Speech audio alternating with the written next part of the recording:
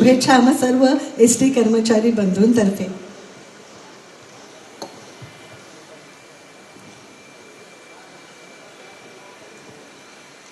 महाराष्ट्र राज्य मार्ग परिवहन महामंडळाच्या वतीने आज अतिशय अद्ययावत असं विश्रांतीगृहाचं लोकार्पण मी केलं. या प्रसंगी उपस्थित परिवहन मंत्री प्रताप सरनाईकजी, आरोग्य मंत्री प्रकाश आंबेडकरजी, आमचे वित्त व नियोजन, आणखी कामगार आणि काय काय आहे तुमच्याकडे ते सर्व मंत्री, आमचे आशिष जयस्वाल, इकडे संजय निरुपम, भीमनवारजी, सर्व मान्यवर आणि उपस्थित सर्व एसटीचे अधिकारी कर्मचारी, मला आज आनंद आहे की वाढदिवसाचं माझ्या औचित्य साधून अनेक उपक्रम लोकाभिमुख या ठिकाणी सुरू होत आहे.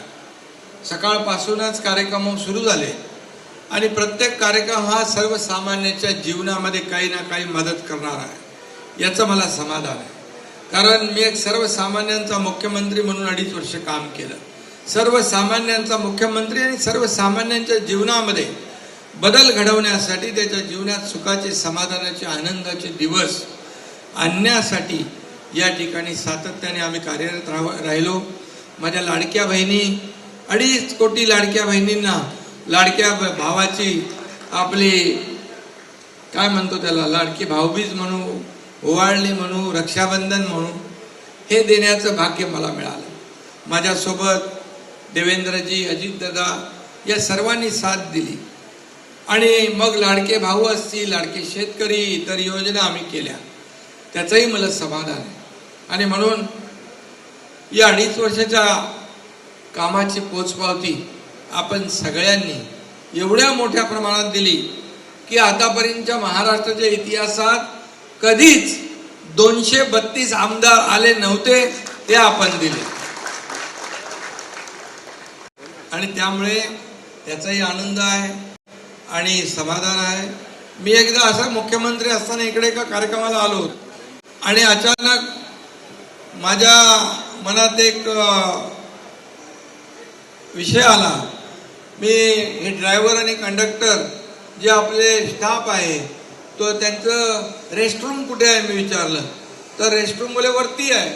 मग मी रेस्टरूममध्ये गेलो, तिकडे बघितलं टॉयलेट बाथरूम स्वच्छ नव्हते, सगळे असे मध्ये मध्ये कपडे लटकवले होते, खाली अशा सतरंज्या टाकल्या होत्या जमिनीवर आणि असे आपले लोक झोपत होते. मला वाटतं त्यावेळेस कोण कुशेकर का कोण, कुसेकर होते, पराग जैन आणि कुसेकर होते. त्यांना मी सांगितलं गरम पाणी नव्हतं आणि AC BC तर काहीच नव्हती, गरममध्ये पूर्ण एवढी गरमी आणि त्याच्यामध्ये हे आपले एसटी ड्रायव्हर कंडक्टर तिथे थांबणार, थंड पाण्याने आंघोळ करणार.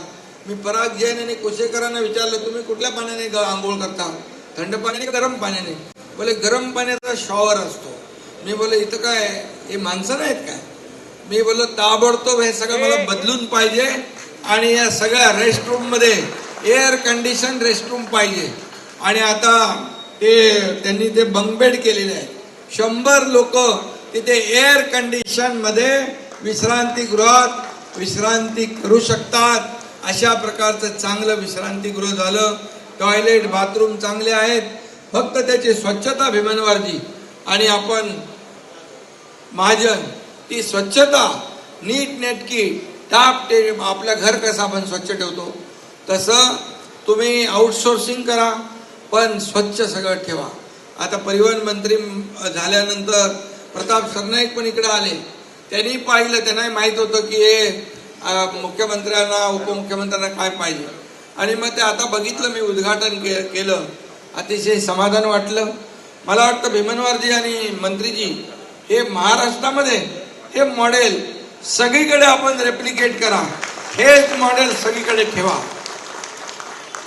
कारण शेवटी ड्रायव्हर गाडी चालवतो, कंडक्टर त्याच्याबरोबर असतो, त्याला जो काही ताण असतो, त्याला जेव्हा विश्रांती मिळते तेव्हा शांतपणे घरी जरी एअर कंडिशन नसला तरी इथं एअर कंडिशन मात्र सरकारने देण्याचं काम तुम्हाला केलेलं आहे. आणि तुमच्याकडून आम्हाला अपेक्षा आहे चांगल्या सेवेची. तुम्ही लोकांची सेवा म्हणजे प्रवाशांची सेवा हीच आपली ईश्वर सेवा आहे. आणि म्हणून एस टी म्हणजे काय, ही लालपरी गावागावात जाते. जिथं रस्ता तिथं एस टी, गाव तिथं एस टी. आता ही खऱ्या अर्थाने ग्रामीण भागाची लाईफलाईन आहे. आता तर आपले इलेक्ट्रिक व्हेकल येत आहेत, 5,000 गाड्या येत आहेत, दरवर्षी काहीतरी येणार आहेत, याच्यामध्ये वाढ होत राहणार आहे. एस टीचा नक्षा पूर्ण चेहरा मोहरा आपल्याला बदलायचा आहे.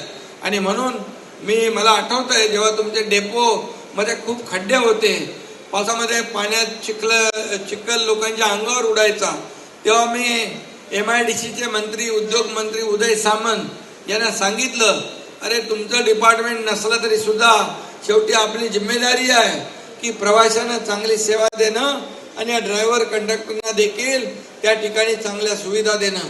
त्यांनी लगेच 500 कोटी रुपये ताबडतोब त्यावेळेस एस टीकडे वर्ग केले. आणि आता डेपोचं जे आहे, खालचा डेपोचा ते कॉन्क्रिटीकरणाचं काम सगळीकडे सुरू आहे.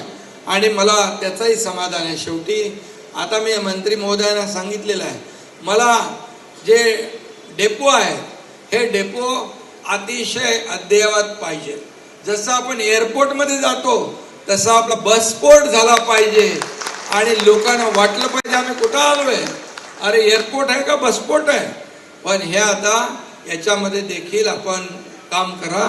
आणि या संपूर्ण एस टीचं जे चेहरा मोहरा आहे, ही गरिबाची एस टी आहे.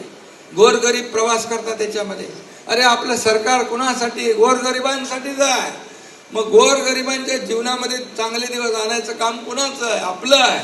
आणि म्हणून तुम्ही एक ते कॅशलेस हॉस्पिटल जसं आपण केलेलं आहे तसं देखील तुम्ही इथं आरोग्यमंत्री पण आहेत, कॅशलेस हॉस्पिटल प्रत्येक डेपोत जर केलं तर मला वाटतं प्रवाशांना, तिथल्या गावातल्या लोकांना एक चांगली सुविधा मिळेल, आरोग्य चांगलं राहील त्यांचं. आणि आपण जसं बाळासाहेब ठाकरे आपला दवाखाना मुंबईसह राज्यभरात केला, त्याची व्याप्ती मंत्री महोदय अजून वाढवायची आपल्याला. आणि चांगलं त्याच्यामध्ये आणखी अपग्रेडेशन करायचं आहे, PHCचं ऑपरेशन करायचं आहे, स्मार्ट PHC करायची आहे, आरोग्य सुविधा चांगल्या द्यायच्या आहे. आणि परिवहन सेवा देखील आपल्याला 5 स्टार करायची आहे. 5 स्टार परिवहन सेवा ही ज्या दिवशी एक डेपो आपण घ्याल, तो डेपो डेव्हलप करा.